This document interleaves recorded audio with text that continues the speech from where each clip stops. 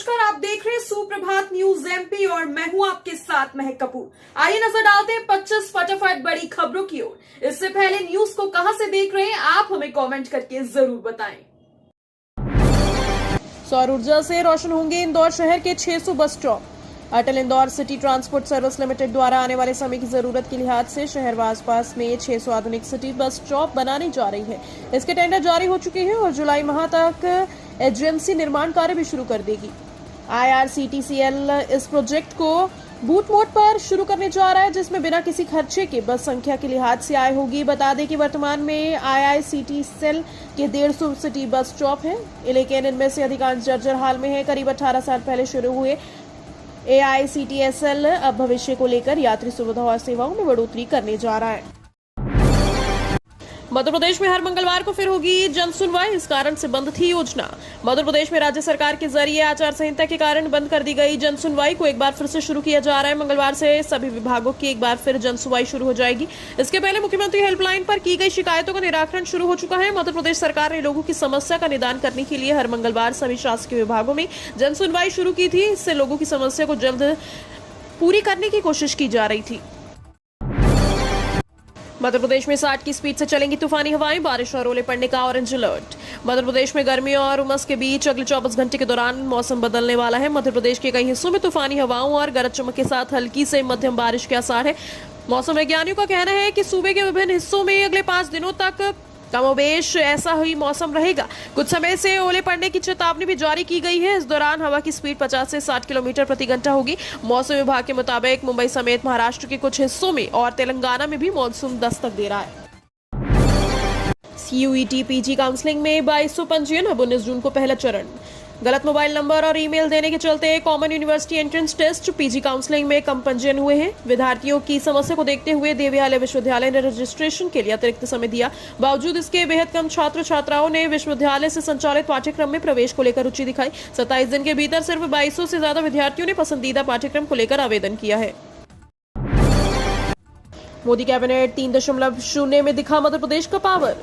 मैं नरेंद्र दामोदर दास मोदी दिल्ली में राष्ट्रपति भवन में हुए भव्य शपथ ग्रहण समारोह में कुछ इन्हीं शब्दों के साथ नरेंद्र मोदी ने तीसरी बार देश के PM के तौर पर शपथ ली। PM नरेंद्र मोदी की शपथ ग्रहण करने के बाद मोदी कैबिनेट के मंत्रियों ने भी एक एक करके शपथ ली। मोदी कैबिनेट में मध्य प्रदेश की बात की जाए तो मध्य प्रदेश का पावर मोदी कैबिनेट में दिखा। NDA सरकार के PM के तौर पर नरेंद्र मोदी ने शपथ ग्रहण करने के बाद उनके नए मंत्रिमंडल के मंत्रियों ने भी शपथ ग्रहण की।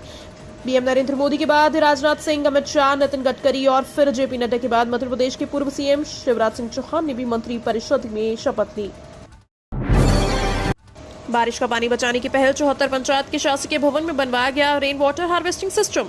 शिवपुरी जनपद की सभी 74 पंचायतों के कम से कम एक शासकीय भवन एवं जनपद परिसर में एक साथ रेन वाटर हार्वेस्टिंग करवाई गई। शिवपुरी जनपद में इसके लिए सबसे पहले जनपद के समस्त इंजीनियर एवं मैदानी अमले की एक कार्यशाला करवाई गई और इसके बाद इन्हें प्रशिक्षित भी किया गया।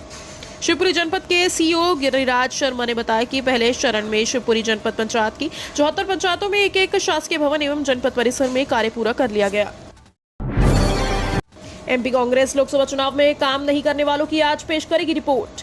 लोकसभा चुनाव 2024 के कांग्रेस को मिली बड़ी हार के बाद पार्टी में लगातार मंथन चल रहा है। पार्टी के हार के मुख्य कारण और पार्टी में रहकर दगाबाजी करने वाली पार्टी कार्यकर्ताओं और नेताओं की रिपोर्ट तैयार की गई, जिसे आज सोमवार की बैठक में पेश किया जाएगा। मिली जानकारी के अनुसार मध्य प्रदेश कांग्रेस में बड़ी सर्जरी करने की तैयारी चल रही है। कांग्रेस में काम नहीं करने वाले नेताओं और कार्यकर्ताओं को साइडलाइन किया जाएगा। योग महोत्सव में 1000 नागरिकों ने निरोग रहने के लिए किया योग।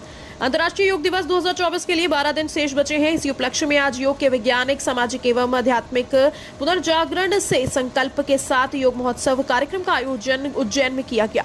भारत माता मंदिर में आयोजित इस आयोजन में 1000 से ज्यादा योग साधकों ने कॉमन योग प्रोटोकॉल का पालन करते हुए योग किया। उज्जैन योग लाइफ सोसाइटी एवं आरोग्य योग संकल्प केंद्र के संयुक्त तत्वाधान में आयोजित इस कार्यक्रम में उज्जैन के नागरिकों ने बढ़ चढ़कर हिस्सेदारी की। भोपाल रेल मंडल में चेन पुलिंग को लेकर RPF हुई सख्त, 81 लोगों पर हुई कार्यवाही।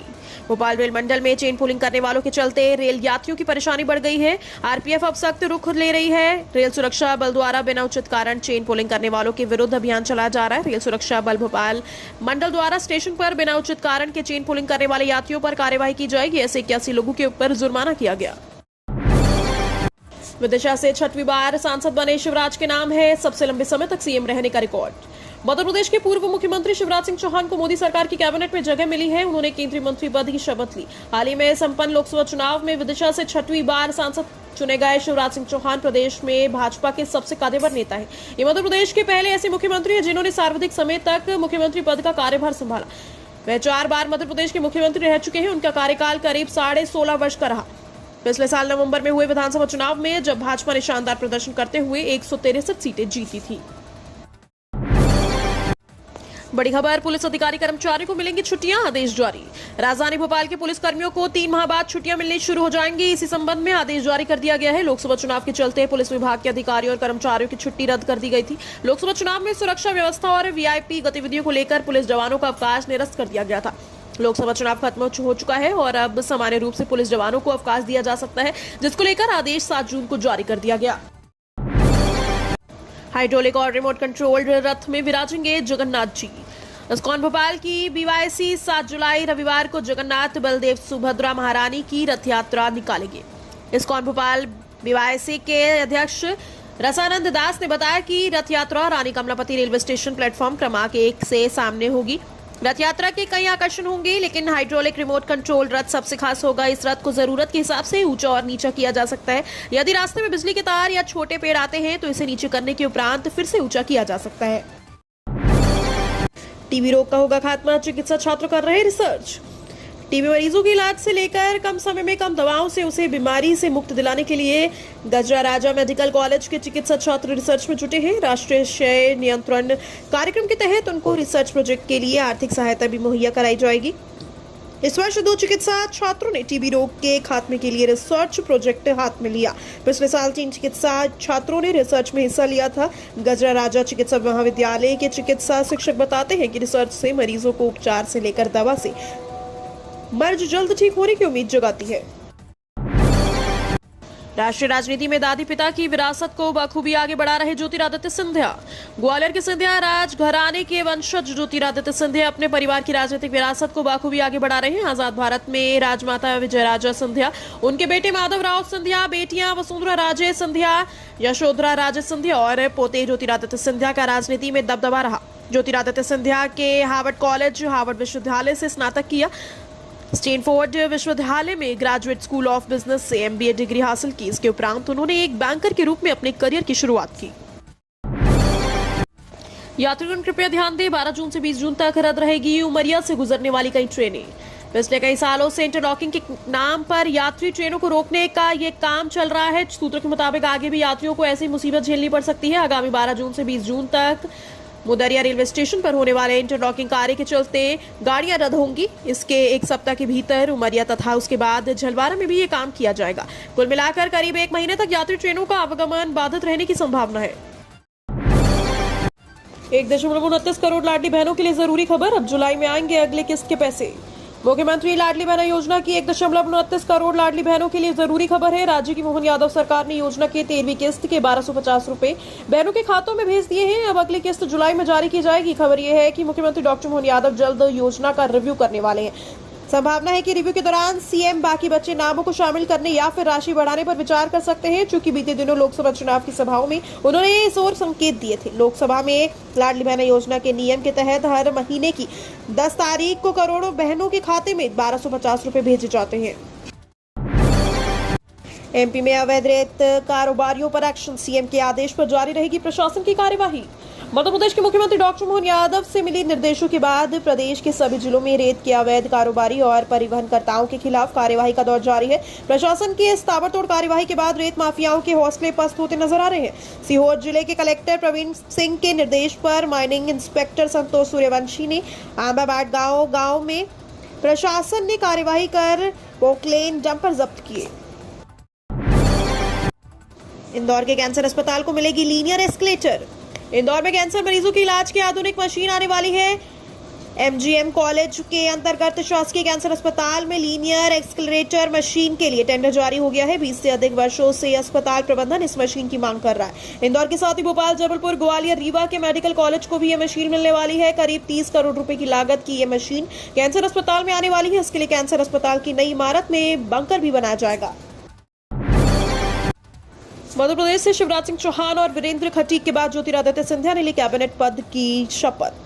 लोकसभा चुनाव में इस बार मध्य प्रदेश में बीजेपी ने सभी 29 की 29 सीटों पर जीत हासिल की। वहीं इसी को देखते हुए यहां से 5 सांसदों को मंत्री बनाया गया। नरेंद्र मोदी की इस नई सरकार में पूर्व मुख्यमंत्री शिवराज सिंह चौहान और ज्योतिरादित्य सिंधिया को भी मंत्री बनाया गया। शिवराज सिंह चौहान और ज्योतिरादित्य सिंधिया ने कैबिनेट मंत्री के रूप में शपथ ली। शिवराज सिंह चौहान के अलावा मध्य प्रदेश के टीकमगढ़ से सांसद चुनकर आए वीरेंद्र कुमार खटीक को भी कैबिनेट मंत्री के रूप में शामिल किया गया। आइडली कॉलेज के नाम पर आते हैं कांग्रेसी संबद्धता निरस्त करने पर अड़े, जल्द कार्रवाई करने की मांग। पेपर लीक कांड में आरोपित गिरफ्तार होने के बाद अब आइडली कॉलेज की बड़ी चूक का खुलासा हुआ, जहां प्रबंधन के परीक्षा की गोपनीयता को भंग किया। साथ ही मनमानी करते हुए प्रश्न पत्र को थाने की बजाय प्राचार्य ने अपने कार्यालय में रखा। प्रबंधन की लापरवाही सामने आते ही कांग्रेसियों ने भाजपा नेता के अक्षबम पर निशान साधते हुए कहा। कांग्रेसियों ने मांग करते हुए देवीहाले विश्वविद्यालय के कॉलेज की संबद्धता खत्म करने पर जोर भी दिया। किसानों के खाते में इस तारीख को आएगा पीएम किसान सम्मान निधि का पैसा। भारत सरकार पीएम किसान सम्मान निधि योजना के अंतर्गत हर साल करीब किसानों को 6,000 रुपए की आर्थिक सहायता प्रदान कर रही है। 6,000 रुपए की इस आर्थिक सहायता को सालाना 3 किस्तों के माध्यम से जारी किया जाता है। हर किस्त के अंतर्गत 2,000 रुपए किसानों के बैंक अकाउंट में डीबीटी के माध्यम से भेजे जाते हैं। देश के पीएम किसान सम्मान निधि योजना का लाभ करोड़ों किसान उठा रहे हैं। देश के किसानों को लंबे समय से पीएम किसान सम्मान निधि की 17वीं किस्त का इंतजार है। किसानों के लिए अब खुशखबरी है, किसानों का 17वीं किस्त का इंतजार खत्म हो गया है।